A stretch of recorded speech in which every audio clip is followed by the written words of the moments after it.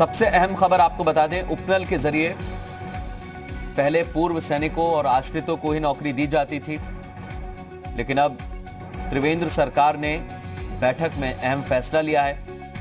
Cabinet की बैठक में 28 प्रस्तावों में सबसे अहम उपनल के जरिए सभी युवाओं को नौकरी देने का प्रस्ताव पास किया गया है।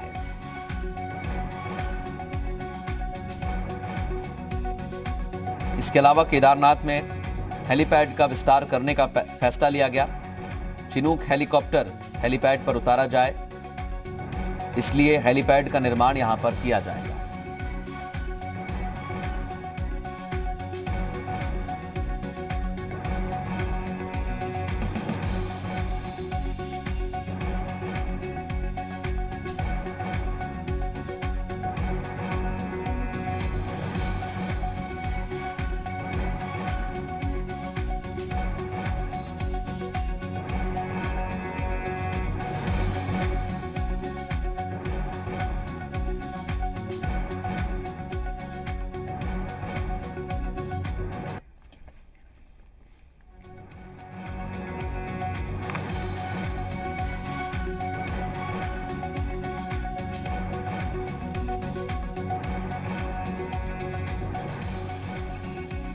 आपको बता दें, एक और जो सैलानी उत्तराखंड में आने वाले थे लेकिन आ नहीं पाए, उनके लिए भी राहत दी है सरकार ने।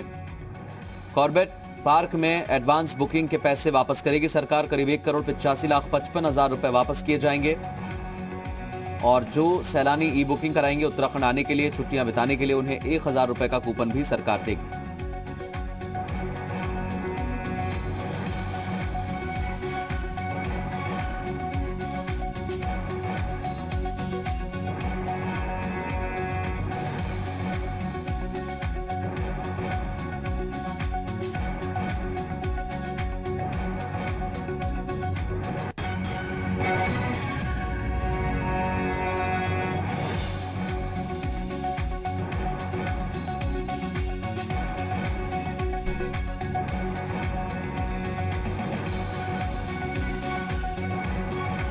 उत्तराखंड कैबिनेट की अहम बैठक हुई जिसमें 28 प्रस्तावों पर मोहर लगी है।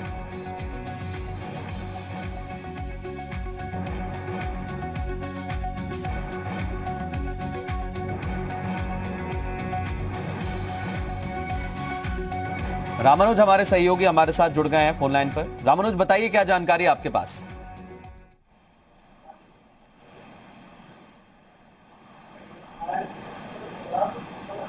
रामानुज, आपको आवाज आ रही है मेरी?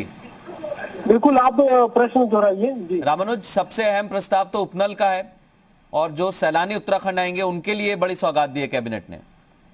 बिल्कुल, आज की कैबिनेट की बैठक में जो प्रस्ताव आए वो टोटल 30 थे और जिसमें से 28 पर कैबिनेट ने अपना फैसला लिया है। लेकिन दो सबसे बड़े महत्वपूर्ण फैसले हुए हैं। सबसे पहले तो ये कि उपनल के जरिए अभी तक पूर्व सैनिकों के आश्रितों को सरकारी विभागों में नौकरी मिलती थी, लेकिन अब सरकार ने फैसला किया है कि जो सामान्य युवा हैं वो भी अब अप्लाई कर सकते हैं। तो ये सबसे राहत की बात है। और इस बात को ध्यान में रखते हुए सरकार ने किया कि कोविड के दौर में बेरोजगारी बढ़ी है और ऐसे में सामान्य अगर युवा एलिजिबिलिटी रखते हैं तो वो अब विभागों में सरकारी नौकरी के लिए या संविदा पर वो जैसे तैनात होते हैं उसके लिए वो अप्लाई कर सकते हैं।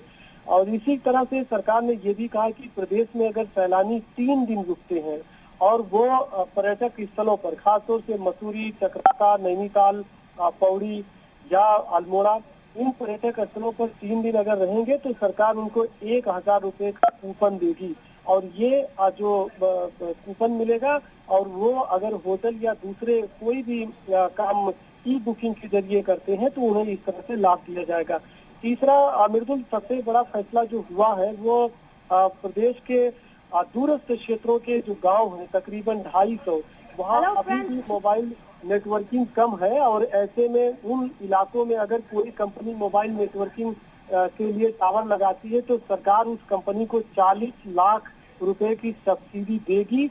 और ये इसलिए महत्वपूर्ण नहीं कि ग्रामीण क्षेत्रों के लोगों को मोबाइल सेवा से जोड़ा जाएगा, बल्कि चीन और नेपाल के आसपास के गांव जो है वहाँ उसके सामरिक नजरिए से ये काफी बहुत मतलब महत्वपूर्ण है।